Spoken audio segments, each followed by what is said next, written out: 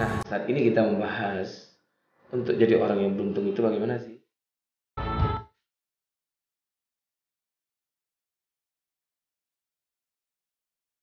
Nah, saat ini kita membahas untuk jadi orang yang beruntung itu bagaimana sih?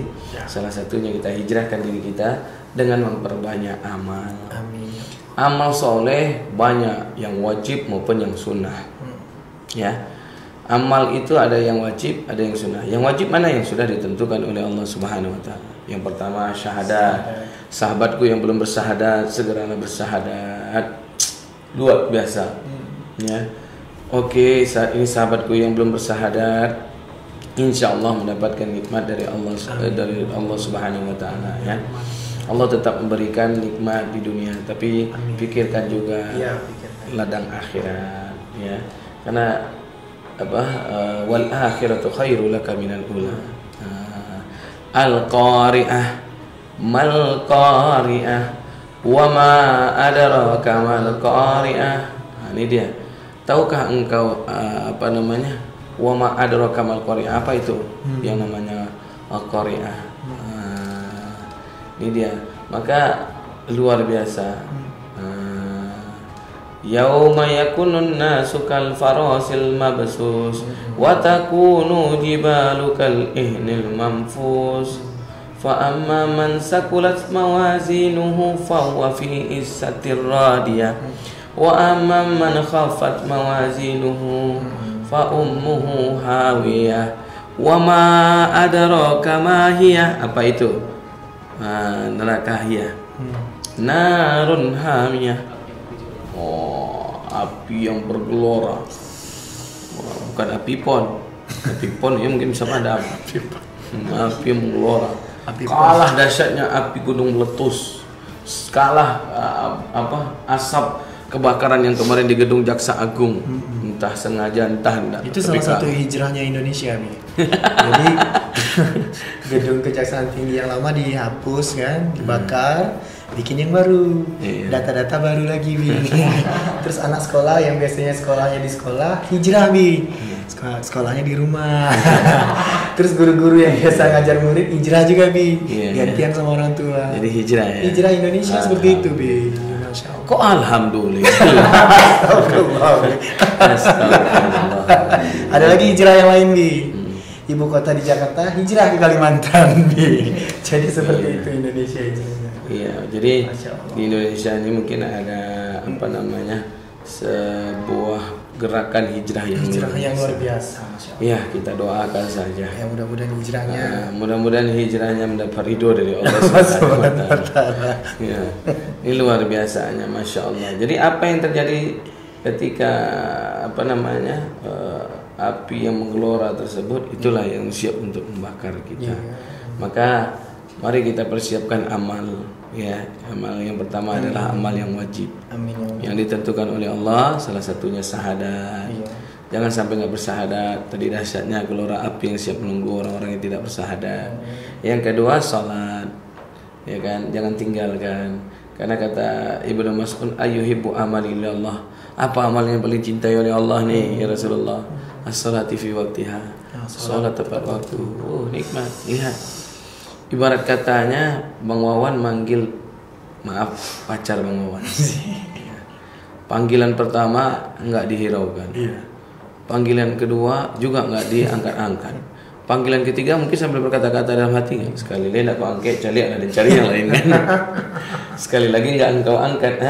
Lihat aja. Emang kamu sendiri wanita yang tercantik di dunia. Maka apa yang terjadi? Emosi kan? Marah kan? Nah, begitulah artinya ketika Allah Subhanahu wa Taala manggil kita. Belum dipanggil, kita udah hadir. Allah senang. Makanya panggilan Allah di muka bumi ini cuma 3. Yang pertama, hayya 'alas shalah.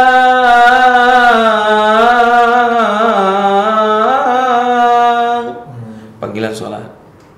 Yang kedua, labbaik Allahumma labbaik labbaik la syarika laka labbaik innal hamda wan ni'mata lak wal mulka la syarika lak labbaik Allahumma labbaik labbaik la syarika lak labbaik. Masyaallah. Panggil yang ketiga, inna lillahi wa inna ilaihi raji'un.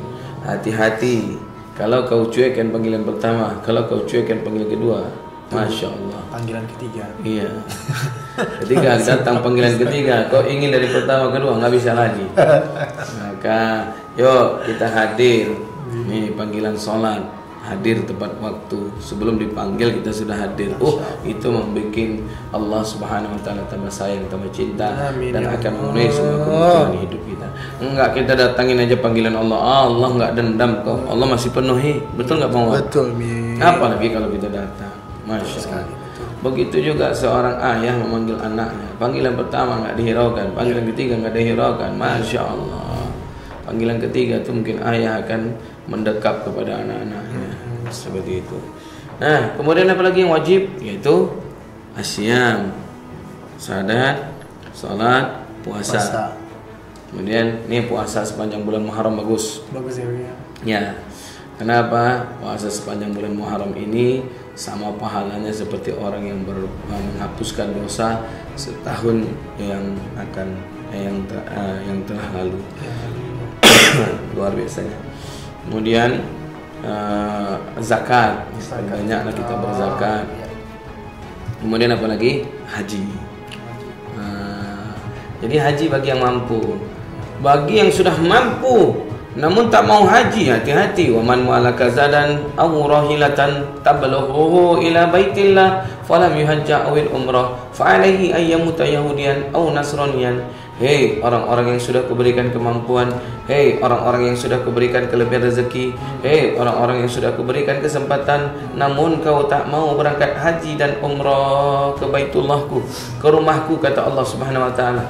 Enggak apa-apa kata Allah. Enggak apa-apa. Tapi ingat nanti engkau matimu ku anggap sebagai Yahudi dan Nasrani. Masya Allah. Maka sahabat, para pemirsa, para jamaah, nunggu apa lagi? Kantor Cahayati buka terus. Hampir buka 24 jam. Iya, enggak. Maksudnya hampir ya. Karena kebetulan pemilik sudah tinggal di sini kan ya. Ini kalau ada yang jam 12 agak-agak ragu juga mau daftar atau mau nodong kan gitu. Nah, tapi insya Allah besok kita akan buka rumah makan di depan parkiran. Ya, insya Allah. Yang akan diberikan hiburan lagu-lagu religi. Tunggu aja undangan dari kita ya. Kita lagi prepare ya, Bia, insya Allah. Itu juga kita bikin untuk bagaimana kita bisa keuntungannya kita sedekahkan untuk Subhanallah Cahaya Hati. Nanti dihibur dengan lagu-lagu, di depannya ada kotak amal juga bagi yang mau beramal. Nah, itulah dia. Maka oleh sebab itu sahabat yang sudah punya kemampuan, kesempatan, tunggu apa lagi? Silahkan datang ke kantor Cahayati di Jalan Arifin Ahmad. Nomor berapa Bang? Nomor 8 ya. Di depan Istana Bayi. Ya, makanya subhanallah dengan ayah bunda mendaftar sebagai jamaah haji dan umrah, insya Allah sebesar 25% dari keuntungan yang kami dapatkan, kami infakkan dan kami sedekahkan untuk kepentingan pembangunan pesantren Cahayati, dan ayah bunda jadi berjariah dan hasilnya akan diterima nanti di yaumil akhir, insya Allah. Ini amalan wajib. Lalu ada amalan yang sunnah. Salah satu amalan yang sunnah itu adalah daripada yang paling kecil sampai yang paling besar nih. Amalan sunnah itu apa? Yang paling kecilnya yaitu senyum. Ya ibadah ya dia. Azghairi shadaqah bisin. Amalan yang paling kecil itu kata Nabi Muhammad adalah senyum. Ya. Tapi kadang ada orang senyum giginya rapat kurang ikhlas. Atau dia mungkin giginya dia tutup bibirnya, mungkin maaf giginya gigi emas, jadi dia nggak mau pamer. Gigi emas kan takut dia pamer. Kalau nanti dia senyum, penjahat wih mantap ada emas di giginya. Jadi bukan orang yang dibunuh, tapi giginya ini copotnya. Pulang-pulang udah ompong aja. Habis ngomong namanya. Jadi kan nggak mungkin. Maka kita positif ya, bersuuzon. Ini amalan yang terkecil juga. Berpikiran positif terhadap apapun. Husnuzon. Ya, yang dikenal dengan kalimat husnuzon. Ya, karena segala kejahatan itu akan timbul karena prasangka-prasangka kita yang buruk atau prasangka-prasangka kita yang negatif yang dikenal dengan kalimat su'uzon. Jadi bahasanya Allah, ana inda zonni abdi bi. Aku tergantung prasangka hambaku. Jadi berprasangkalah yang baik-baik kepada Allah Subhanahu wa taala. Jangan lagi berprasangka yang buruk. Kemudian apalagi, yaitu salah satunya adalah amalan daripada fisik kita, karena ini yang sunnah ada 2 fisik, yang wajib juga ada 2 fisik, dan kalau amalan yang wajib itu kan fisik dan ada juga yang harta, seperti haji kan harta. Nah ini amalan fisik salah satunya adalah kita duha ya, tinggalkan 4 rakaat, ya 2 rakaat pun insya Allah yang penting istiqomahnya. Kemudian ada tahajud, kemudian ada salat sunat taubat, zikir dan segala macamnya. Zikir pagi dan petang perisai. Baju besi tentara itu. Ya Bang, ibarat katanya begitulah zikir pagi dan petang itu. Jadi seperti baju besi yang semakin kuat dan tidak mudah dihancurkan. Perisai luar biasa. Nah, itu zikir pagi dan petang namanya al-ma'surat. Karena Bang pernah dengar juga nih katanya beramallah katanya kan Bi. Biar sedikit tapi continue gitu Bi. Daripada banyak tapi sekali. Kayak pernah Bi jelasin kan. Sedekahnya tuh besar tapi sekali gitu kan. Ini biarlah sedikit tapi continue. Iya.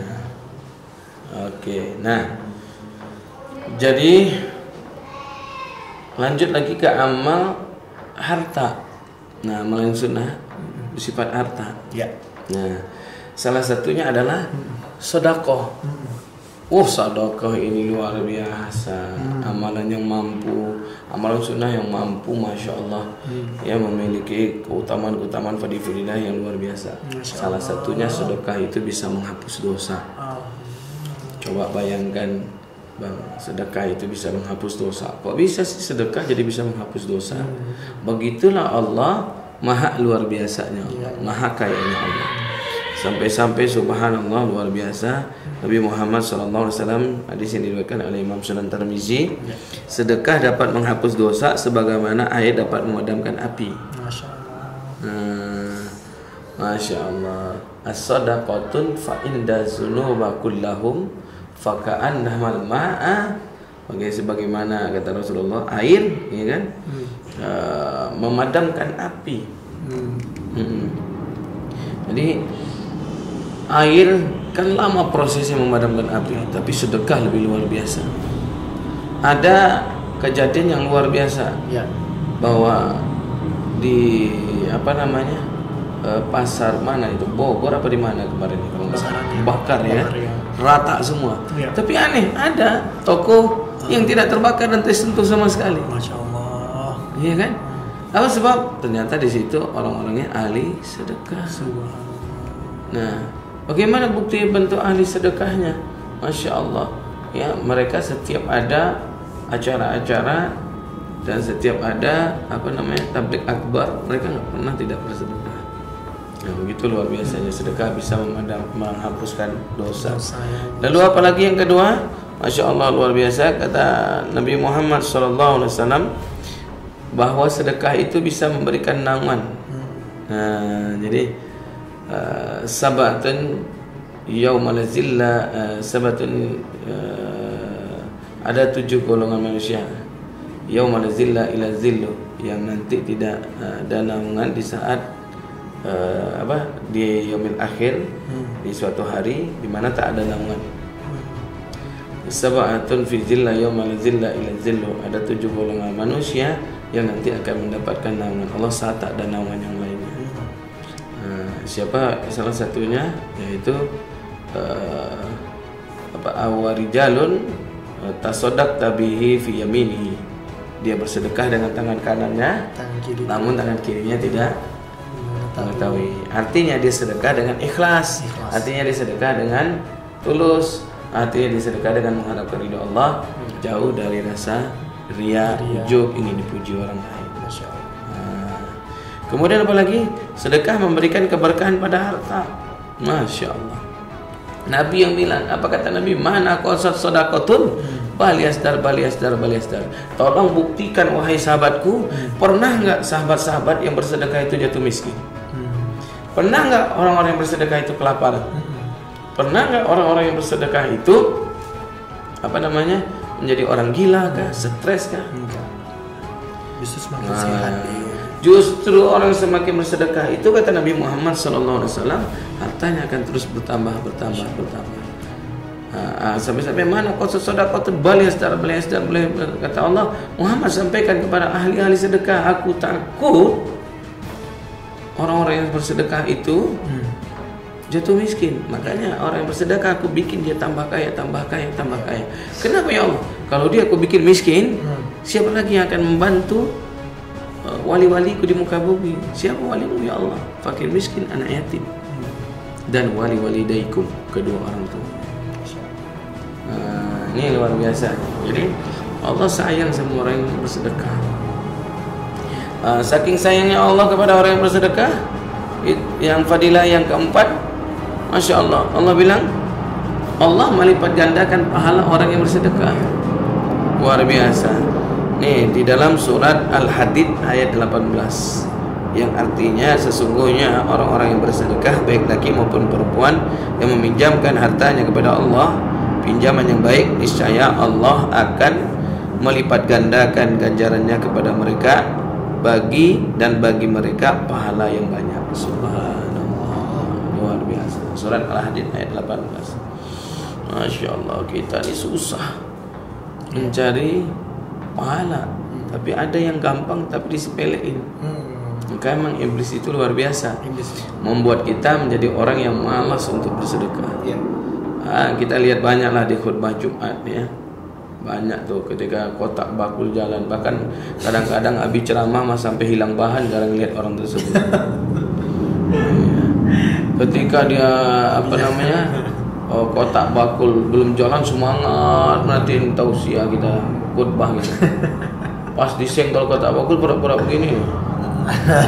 Lewat kotak bakul lagi, dia begini lagi. Jadi bisa Abi rubah pandangan, jangan lihat kotak bakul ya, Abi lihat aja. La ilaha illallah. Jadi Bi, kalau kalau untuk memupuk tanaman itu adalah air biar tumbuh ya kan, ibaratnya gitu kan Bi. Berarti pupuk harta itu adalah sedekah ya Bi. Betul. Nah, Masya Allah. Ini luar biasanya. Jadi pupuk harta itu adalah sedekah. Apa yang kita tuai, itu apa yang kita tanam, itu yang kita tuai. Ini subhanallah, luar biasanya. Jadi harta itu bisa mendatangkan pahala yang sangat banyak. Nah, lalu apalagi fadilah yang berikutnya, Masya Allah.